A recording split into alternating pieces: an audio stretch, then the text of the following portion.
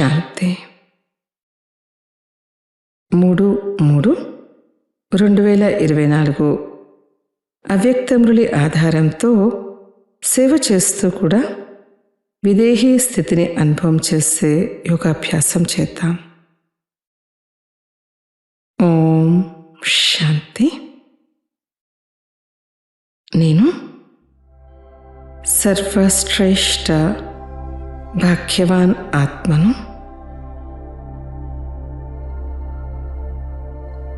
భాగ్య విధాత తండ్రికి డైరెక్ట్ సంతానాన్ని.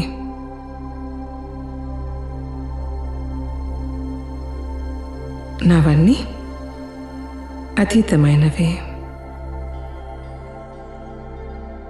నేను శాంతిని ఇష్టపడే ఆత్మను.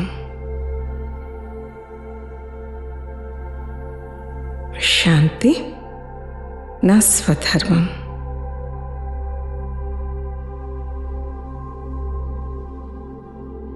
శాంతిధామము నా నిజమైన ఇల్లు.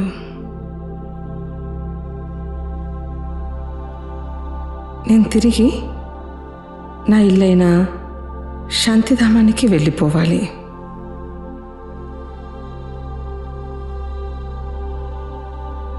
ఇప్పుడు నేను ఆత్మను.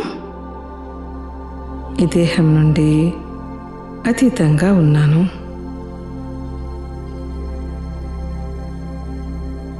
ఎగురుతూ ఉన్నాను.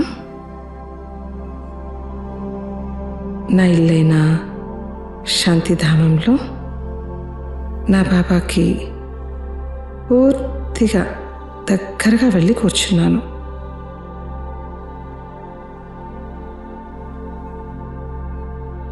బాబా నుండి వెలువడుతున్న శక్తిశాలి పవిత్ర కిరణాలు ఆత్మైన నాపై పడుతున్నాయి.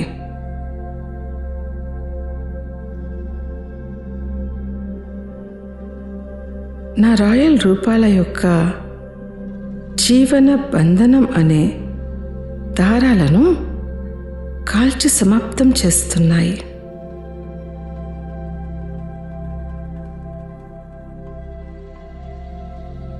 నాకు ఒక్కసారిగా తేలికతనం అనుభవం అవుతుంది.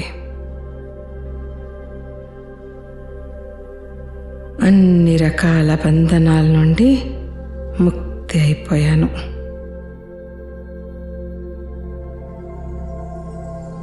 నాకు విదేహీతనము మరియు జీవన్ముక్తి స్థితి యొక్క లోతైన అనుభవం అవుతుంది.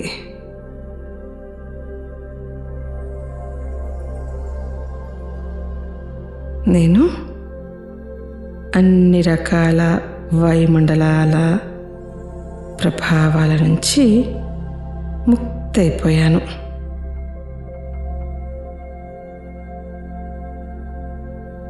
నేను జీవన్ముక్తి యొక్క సీట్ పైన సెట్ అయి ఉన్నాను.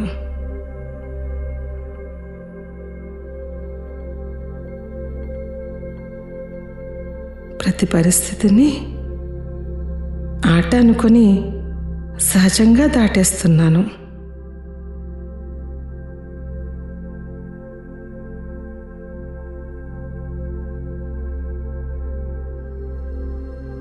మొత్తం విశ్వంలో అందరికన్నా అత్యంత సంపన్నమైన ఆత్మను నేను. రిచెస్ట్ ఇన్ ది వరల్డ్ నేనే. నా ప్రతి అడుగులో పద్మాల సంపాదన ఉంది. నాకు బాబా నుండి సర్వ అవినాశీ ఖజానాల యొక్క ప్రాప్తులన్నీ లభిస్తున్నాయి.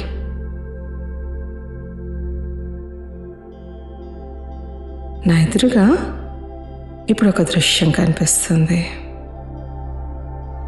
బాబా నా చేతిలో ఒక బంగారు ట్రేను పెట్టారు. బాబా ఆ ట్రే నిండా అమూల్యమైన వజ్రాలు ముత్యాలతో దాన్ని నింపేశారు. నేను ఈ వజ్రాలను ముత్యాలను సర్వాత్మలకు పంచుతూ ఉన్నాను.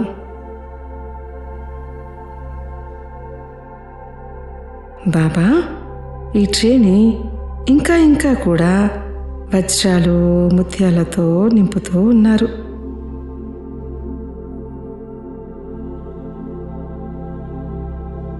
నేను సదా నిండుగా ఉన్నాను. సేవ మరియు స్థితి యొక్క బ్యాలెన్స్తో బాప్దాదా యొక్క, బ్రాహ్మణ పరివారం యొక్క మరియు సర్వాత్మల యొక్క ఆశీర్వాదాల్ని ప్రాప్తి చేసుకునే ఆత్మను. ఈ అవినాశీ ఖజానాలను పంచటంలో నాకు చాలా ఆశీర్వాదాల ఖాతా జమ అవుతుంది.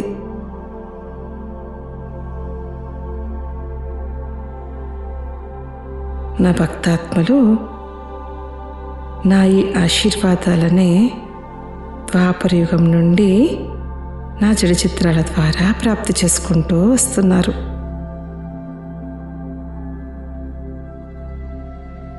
నేను విశేషమైన సేవ చేసేటువంటి ఆత్మను.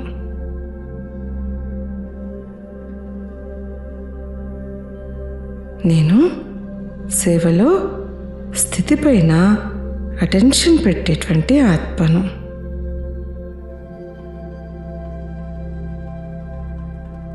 నేను బ్యాలెన్స్ పెట్టేటువంటి ఆత్మను.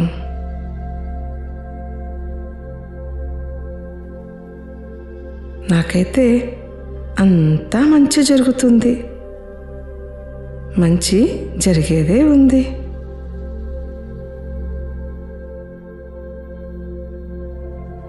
నా ద్వారా సేవ సహజంగా, స్వతహాగా, నిర్విరామంగా జరుగుతుంది.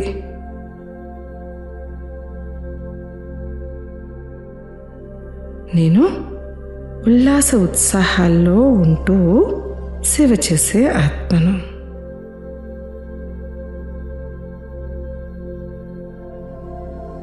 ఏ సేవా ప్లాన్ను తయారు చేసినా ఆలోచించిన తర్వాత క్షణంలోనే నా స్థితి ప్లెయిన్గా అవుతుంది. సఫలత నా మెడలో హారం వంటిది. ఎటువంటి పరిస్థితుల్లో కూడా నేను సుఖభరితమైన ఆలోచనలతో మరియు సుఖభరితమైన స్థితి ద్వారా, మనస్సు ద్వారా సేవ చేసేటువంటి ఆత్మను.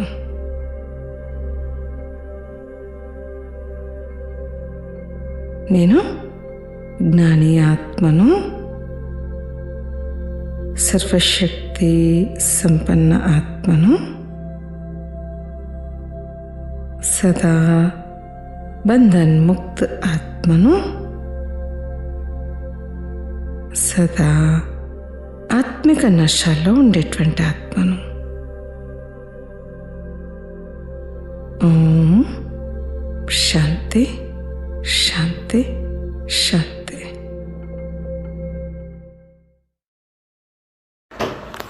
ఓం శాంతి. మధురమైన పిల్లలు, మీరు రాయల్ కులపు రాయల్ విద్యార్థులు. మీ నడవడిక చాలా రాయల్గా ఉండాలి. అప్పుడు మీరు తండ్రిని ప్రత్యక్షం చేయగలరు. ప్రశ్న: వినాశ సమయంలో అంతిమ పరీక్షలో ఎవరు పాస్ అవుతారు? పాస్ అయ్యేందుకు పురుషార్థమేది? జవాబు: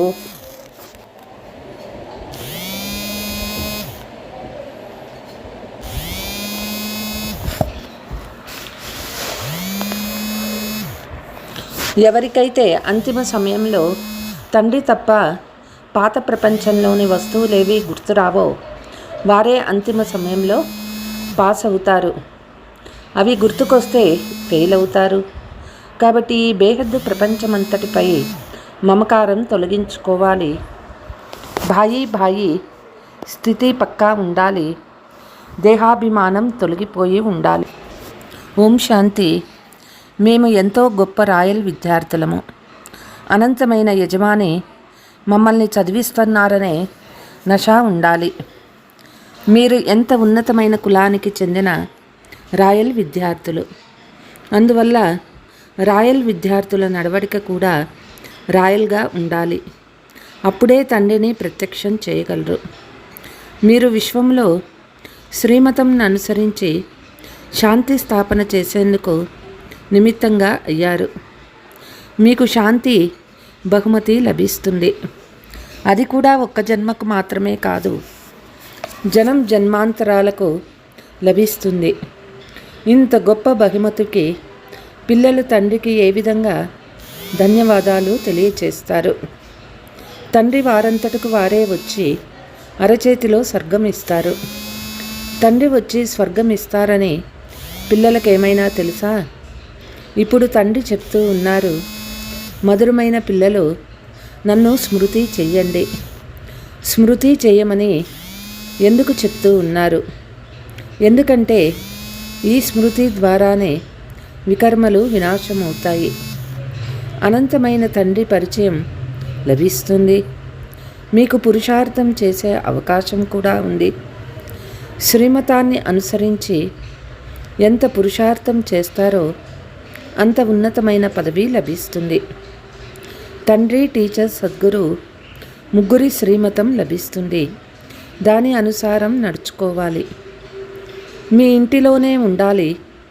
శ్రీమతాన్ని అనుసరించటంలోనే విఘ్నాలు ఏర్పడతాయి. మాయా కల్పించు మొదటి విఘ్నము దేహాభిమానము.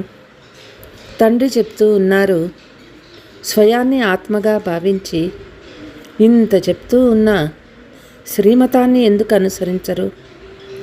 పిల్లలు అంటారు, మేము ప్రయత్నమేమో చేస్తున్నాము, కానీ మాయా స్మృతి చెయ్యనీయదు. ఈ చదువులో ముఖ్యంగా పురుషార్థం తప్పకుండా చేయాలని పిల్లలకి తెలుసు. మంచి పిల్లలైన వారు శ్రీమతాన్ని అనుసరించాలి. మేము తండ్రి ద్వారా ఉన్నతమైన వారసత్వము తీసుకోవాలని అందరూ పురుషార్థం చేస్తూ ఉన్నారు. ముళ్ళ నుండి పుష్పాలుగా అయ్యేందుకు స్మృతి చాలా అవసరం. పంచవికారాల ముళ్ళు తొలగిపోతే పుష్పాలుగా అవుతారు. అయితే ఆ ముళ్ళు యోగబలం ద్వారానే తొలగిపోతాయి. చాలామంది పిల్లలు ఫలానా వారు ఈ విధంగా వెళ్ళిపోయారు, బహుశా మేము కూడా అలా వెళ్ళిపోతామో అని అనుకుంటారు. కానీ అలా వెళ్ళిపోయిన వారిని చూసి పురుషార్థం ఇంకా బాగా చేయాలి కదా. శరీరం వదిలేటప్పుడు తండ్రి స్మృతి ఉండాలి. వశీకరణ మంత్రం గుర్తుండాలి. ఒక్క తండ్రి తప్ప ఇంకా ఏవీ గుర్తుకు రాకూడదు. ఇప్పుడు ఈ శరీరం నుండి ప్రాణం వదిలిపోవాలి. బాబా, మేము మీ వద్దకు రానే వస్తాము. ఇలాంటి తండ్రిని స్మృతి చేసినందున ఆత్మలో నిండి ఉన్న మలినాలన్నీ భస్మమైపోతాయి. ఆత్మలో ఉంటే శరీరంలో కూడా ఉన్నాయి అని అంటారు. జన్మాంతరాల మలినాలు ఉన్నాయి, అవన్నీ రాలిపోవాలి. మీలోని మలినాలన్నీ రాలిపోయినప్పుడే ప్రపంచం కూడా శుభ్రమైపోతుంది. మీ కొరకు ఈ ప్రపంచం నుండి మలినాలన్నీ తొలగిపోవాలి. మీరు కేవలం మీలోని మురికిని మాత్రమే శుభ్రం చేయడం కాదు, అందరిలోని మురికిని శుభ్రం చేయాలి. బాబా, మీరు వచ్చి ఈ ప్రపంచంలోని మలినాలన్నీ శుభ్రం చేయండి, మొత్తం విశ్వమంతటిని పవిత్రంగా చేయండి అని బాబాని పిలుస్తారు. ఇలా ఎందుకు పిలుస్తారు? ఈ పవిత్ర ప్రపంచంలో పిల్లలు మీకు మొట్టమొదట రాజ్యపాలన చేసేందుకు వస్తారు. కాబట్టి తండ్రి మీ కొరకే మీ దేశంలోకి వచ్చారు. భక్తికి జ్ఞానానికి చాలా వ్యత్యాసం ఉంది. భక్తి మార్గంలో ఎంత మంచి మంచి పాటలు పాడుతూ ఉంటారు. అయితే వీటి ద్వారా ఎవరి కళ్యాణం కూడా జరగదు. స్వధర్మంలో స్థితమై తండ్రిని స్మృతి చేయడంలోనే కళ్యాణం ఉంది. లైట్ హౌస్ ఎలా అన్ని వైపులా తిరుగుతుందో అలా మీ స్మృతి కూడా దూర దూరాలకి వ్యాపిస్తూ ఉండాలి. స్వదర్శనాన్ని లైట్ హౌస్ అని అంటారు. బాప్ దాదా ద్వారా స్వర్గ వారసత్వము లభిస్తుందని పిల్లల హృదయాలకి తెలుసు. ఇదే సత్యనారాయణ కథ, నరుణ్ నుండి నారాయణుడిగా అయ్యే కథ. తమో ప్రధానంగా ఆత్మలైన మీరే సతో ప్రధానంగా అవ్వాలని తండ్రి చెప్తూ ఉన్నారు. సత్యయుగంలో సతో ప్రధానంగా ఉండేవారు. ఇప్పుడు మళ్ళీ సతో ప్రధానంగా చేసేందుకు తండ్రి వచ్చారు. తండ్రి చెప్తారు, నన్ను స్మృతి చేసినందునే మీరు సతో ప్రధానంగా అవుతారు. తండ్రియే గీతను వినిపించారు.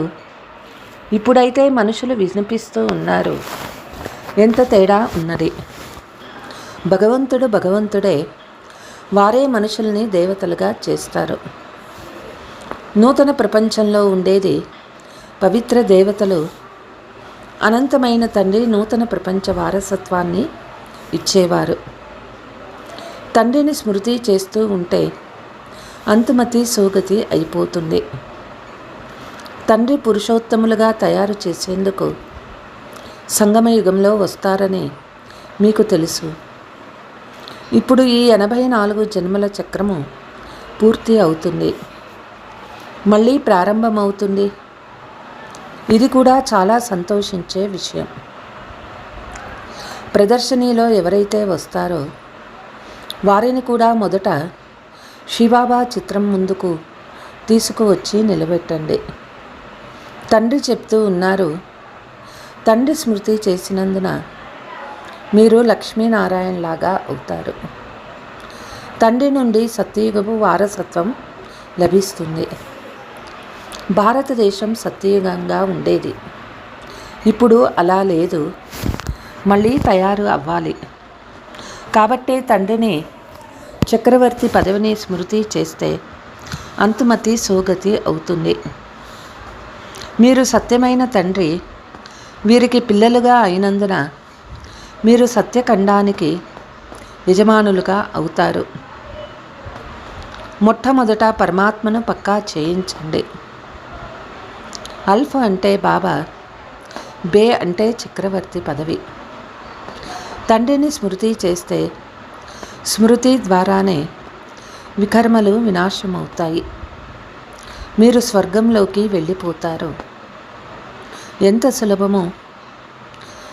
జన్మాంతరాలు భక్తి విషయాలు వింటూ బుద్ధికి మాయా తాళం వేసేసింది. తండ్రి వచ్చి తాళం చెవితో తాళం తెరుస్తారు. ఇప్పుడు అందరి చెవులు మూతపడినట్లున్నాయి. రాతి బుద్ధి కలవారుగా ఉన్నారు.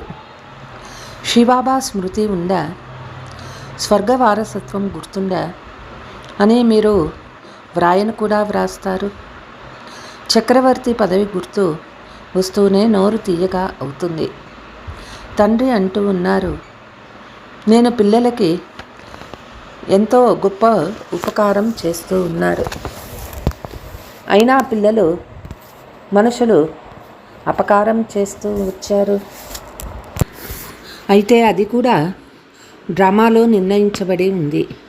ఇందులో ఎవరి దోషమూ లేదు. రాతి బుద్ధి గలవారిని బంగారు బుద్ధిగా చేసి ముళ్ళని పువ్వులుగా తయారు చేయడమే పిల్లలు మీ కర్తవ్యం. మీరు చేయు ఈ మిషన్ నడుస్తూనే ఉంటుంది. మీరంతా ఒక్కొక్కరిని ముళ్ళ నుండి పువ్వులుగా తయారు చేస్తూ ఉన్నారు. వారిని కూడా ఈ విధంగా తయారు చేయవారు తప్పకుండా పుష్పరాజు అయ్యే ఉంటారు. స్వర్గస్థాపన చేయవారు అంటే పుష్పాల తోటను తయారు చేయవారు ఒక్క తండ్రి మాత్రమే. మీరు ఈశ్వరీయ సేవాదారులు. తమో ప్రధానము నుండి సతో ప్రధానంగా చేయడమే మీ సేవ. ఇక మీరు ఏ ఇతర కష్టమో ఇవ్వరు. అర్థం చేయించడం కూడా చాలా సులభం. కలియుగంలో ఉండేదే తమో ప్రధానత. ఒకవేళ కలియుగపు ఆయుష్ని పెంచితే అది ఇంకా ఎక్కువ తమో ప్రధానంగా అవుతుంది. ఇప్పుడు మనల్ని పుష్పాలుగా తయారు చేయి తండ్రి వచ్చాడని మీకు తెలుసు. ముళ్ళగా చేయడం రావణుని పని. తండ్రి పుష్పాలుగా చేస్తారు. ఎవరికి శివబాబా స్మృతి ఉందో వారికి తప్పకుండా స్వర్గం కూడా గుర్తుంటుంది. ప్రభాత వేళలో ప్రదక్షిణ చేయనప్పుడు మేం ప్రజాపిత కుమారులము భారతదేశంలో లక్ష్మీనారాయణుల రాజ్యం స్థాపన చేస్తున్నామని చూపించండి. మేము బ్రాహ్మణుల నుండి దేవతలుగా అవుతాము. దేవతల నుండి మళ్ళీ క్షత్రియులుగా వైశ్యులుగా అవుతాము. ఇది పల్టీల ఆట. ఎవరికైనా అర్థం చేయించటం చాలా సులభము. మనం బ్రాహ్మణులము. బ్రాహ్మణులకు జుట్టు ఉంటుంది. మనం 84 జన్మల చక్రాన్ని పూర్తి చేశామని మీకు కూడా తెలుసు. పిల్లలకు ఎంత మంచి జ్ఞానం ఉంది. మిగిలినంత భక్తి మార్గము. జ్ఞానము ఒక్క తండ్రి మాత్రమే వినిపిస్తారు. సర్వులకు సద్గతి దాత ఒక్క తండ్రే అయినారు. పురుషోత్తమ సంగమ యుగం కూడా ఒకటే.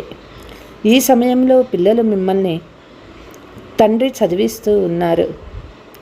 ఈ విషయాలన్నీ భక్తిలో స్మృతి చిహ్నాలుగా కొనసాగుతాయి.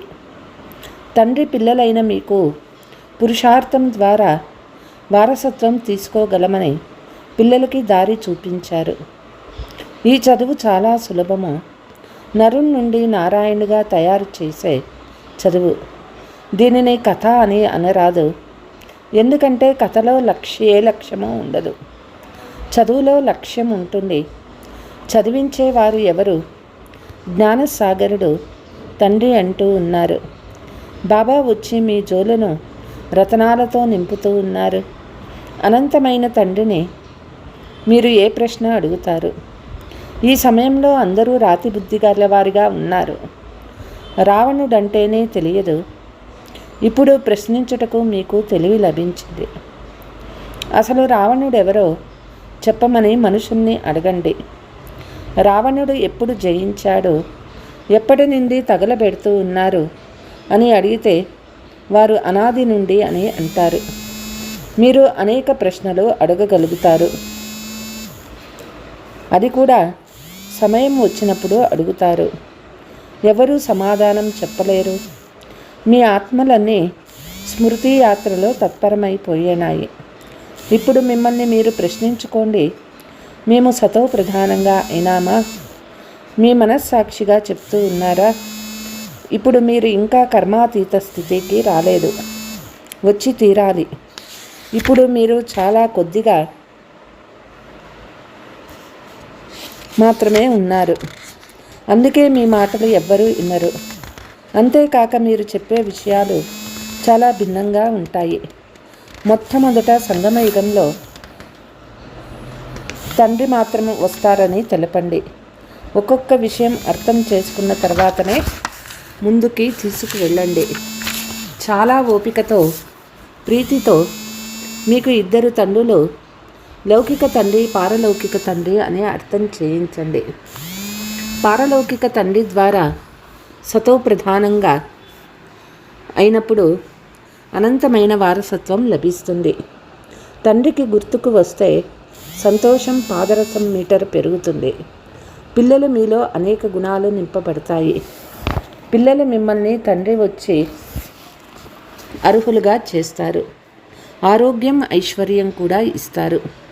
మీ గుణాలను చక్కబరుస్తారు. విద్య కూడా నేర్పిస్తారు. జైలు నుండి శిక్షలు కూడా విడిపిస్తారు. మినిస్టర్లు మొదలైన వారికి కూడా మీరు మంచి రీతిగా అర్థం చేయించగలరు. వారు ద్రవీభవించినట్లు అర్థం చేయించాలి. మీ జ్ఞానం చాలా మధురమైనది. ప్రీతిగా కూర్చొని వింటే ప్రేమ బాష్పాలు రావాలి. మేము సోదరులకు దారి చూపిస్తున్నామనే దృష్టి ఉంచుకోండి. శ్రీమతాన్ని అనుసరించి భారతదేశానికి సత్యమైన సేవ చేస్తున్నామని చెప్పండి. భారతదేశపు సేవలోనే మా ధనం వినియోగిస్తున్నట్లు కూడా తెలపండి. బాబా చెప్తూ ఉన్నారు, ఢిల్లీని సేవ ద్వారా చుట్టుముట్టండి. సేవను విస్తారం చేయండి. ఇంతవరకు ఎవ్వరిని సేవతో గాయపరచలేదు. గాయపరచాలి అంటే యోగబలం కావాలి. యోగబలం ద్వారా మీరు విశ్వానికి యజమానులుగా అవుతారు. యోగముతో పాటు జ్ఞానము కూడా ఉన్నది. యోగము ద్వారానే మీరు ఎవరినైనా ఆకర్షించగలరు. ఇప్పుడు పిల్లలు మీరు భలే చాలా బాగా ఉపన్యాసిస్తారు, కానీ యోగ ఆకర్షణ తక్కువగా ఉన్నది.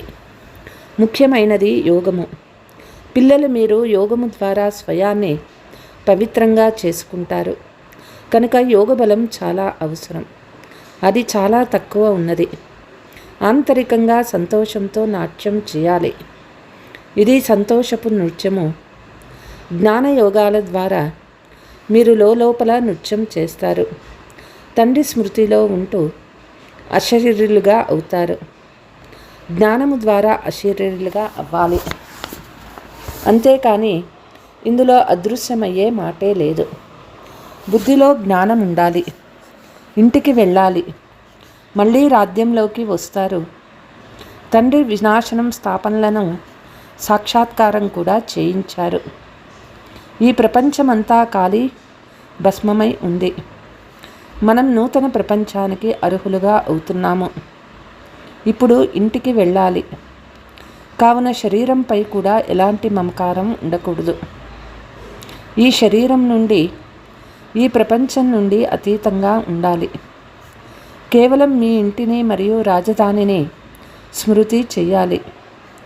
ఏ వస్తువులోనూ ఆసక్తి ఉండరాదు. వినాశనం కూడా చాలా కఠినంగా ఉంటుంది. వినాశనం ప్రారంభమైనప్పుడు మీకు ఖుషి ఉంటుంది. ఓహో, ఇక మేము బదిలీ కానే అవుతాము. పాత ప్రపంచంలోని ఏ వస్తువైనా గుర్తుకు వస్తే ఫెయిల్ అవుతారు. పిల్లల వద్ద ఏమీ లేకుంటే స్మృతిలోకి ఏమొస్తుంది? అనంతమైన ఈ ప్రపంచమంతటి పై మమకారం నశించాలి. ఇందులో శ్రమ ఉన్నది. బాయి స్థితి పక్కాగా ఎప్పుడు ఉంటుందంటే దేహాభిమానం నశించినప్పుడు. దేహాభిమానంలోకి వచ్చినందున ఏదో ఒక నష్టం జరుగుతుంది. ఆత్మాభిమానిగా ఉంటే ఏ నష్టమూ జరగదు. మనము మన సోదరులను చదివిస్తున్నాము, సోదరునితోనే మాట్లాడుతూ ఉన్నామనే అభ్యాసం పక్కా అయిపోవాలి. స్కాలర్షిప్ తీసుకోవాలనుకుంటే ఇంత పురుషార్థం చేయాలి. ఇతరులకు అర్థం చేయించినప్పుడు మనమంతా సోదరులమని గుర్తుండాలి. ఆత్మలందరూ ఒక్క తండ్రి పిల్లలే. సోదరులందరికీ తండ్రి వారసత్వంపై హక్కు ఉంది. సోదరి కూడా భావం ఉండరాదు. దీనినే ఆత్మాభిమానం అని అంటారు. ఆత్మకు ఈ శరీరం లభించింది. ఇందులో కొంతమంది స్త్రీలు, కొంతమంది పురుషులు వాటి ప్రకారం శరీరాలపై పేర్లు ఉంచుకుంటారు. ఆత్మ వీటన్నిటికీ అతీతంగా ఉంది.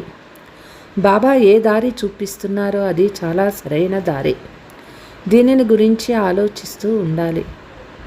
దీనిని అభ్యాసం చేయుటకే పిల్లలు ఇక్కడికి వస్తారు. రైలులో ఎవరికైనా బ్యాడ్జిని చూపించి అర్థం చేయించవచ్చు. వారి దగ్గర కూర్చొని మీకు తండ్రులు ఎంతమంది అని ప్రశ్నించండి.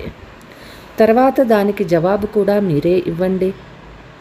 ఇది ఇతరుల దృష్టిని, ధ్యాసను ఆకర్షించే యుక్తి.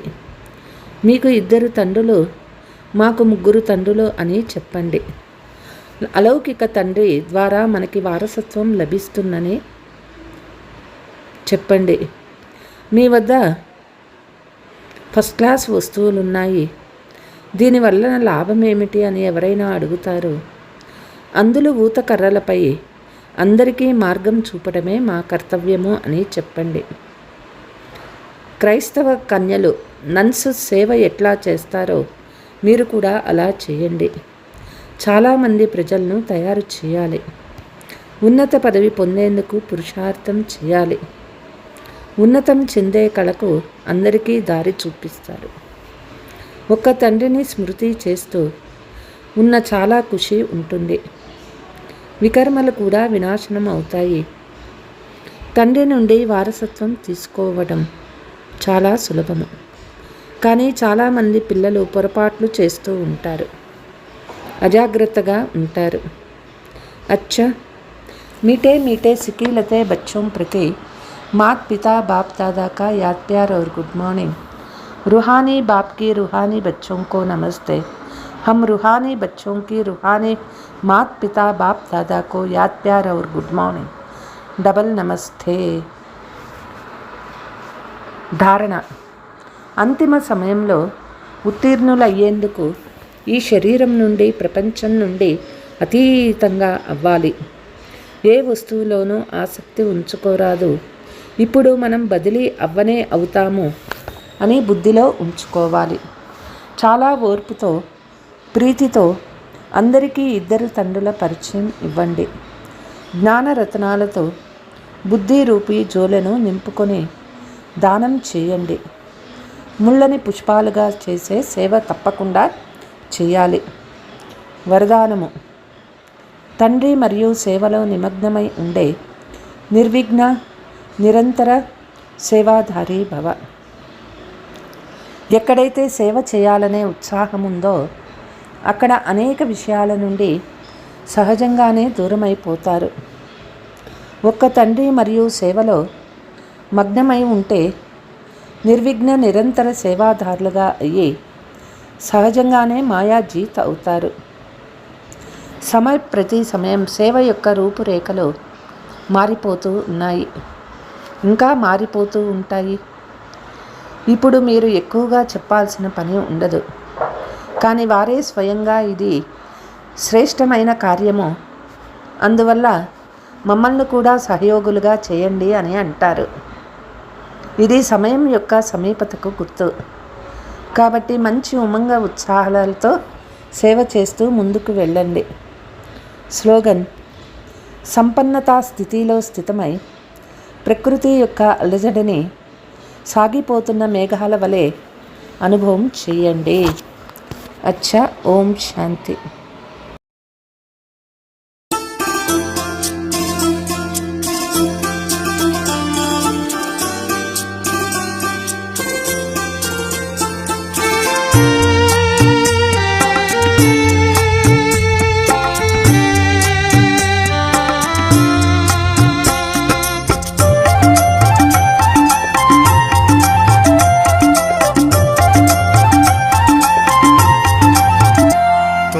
जब से मिले बाबा, तुम जब से मिले बाबा, बना मधुबन मेरा जीवन। तुम जब से मिले बाबा, बना मधुबन मेरा जीवन। मैं हूँ तुम पर बलिहार, मैं हूँ तुम पर बलिहार, ओ बाबा तू मेरा संसार। तुम जब से मिले बाबा, बना मधुबन मेरा जीवन। तुम जब से मिले बाबा, बना मधुबन मेरा जीवन।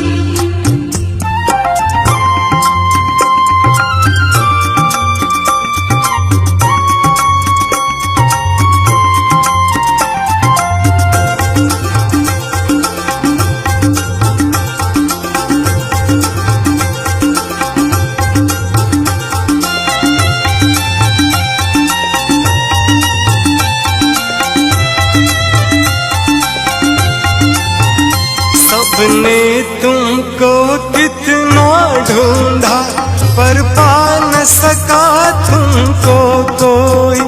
सबने तुमको कितना ढूंढा, पर पा न सका तुमको कोई।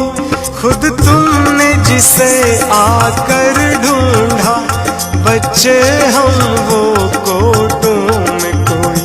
तूने पकड़ लिया रे मेरा हाथ, बाबा मिल गया तेरा साथ। तो दुनिया से मैं क्या मांगूं, मैं हूँ तुम पर बलिहार, मैं हूँ तुम पर बलिहार, ओ बाबा संसार। तुम जब से मिले बाबा बना मधुबन मेरा जीवन। तुम जब से मिले बाबा बना मधुबन मेरा जीवन।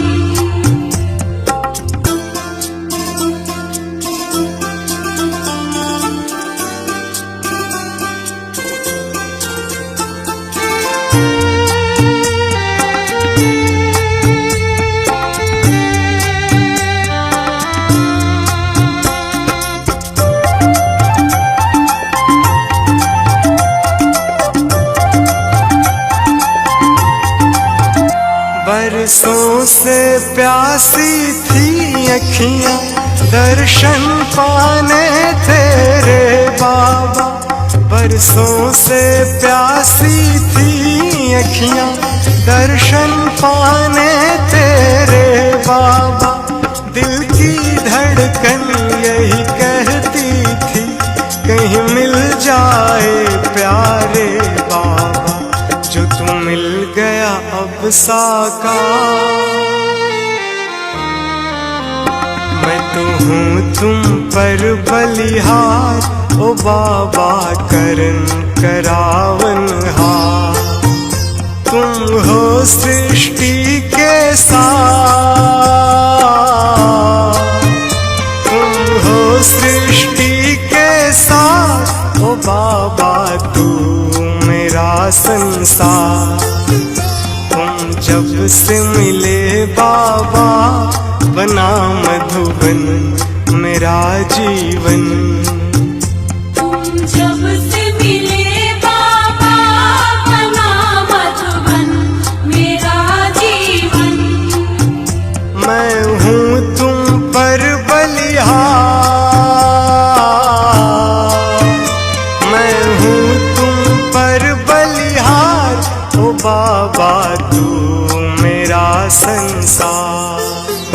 तुम जब से मिले बाबा बना मधुबन मेरा जीवन।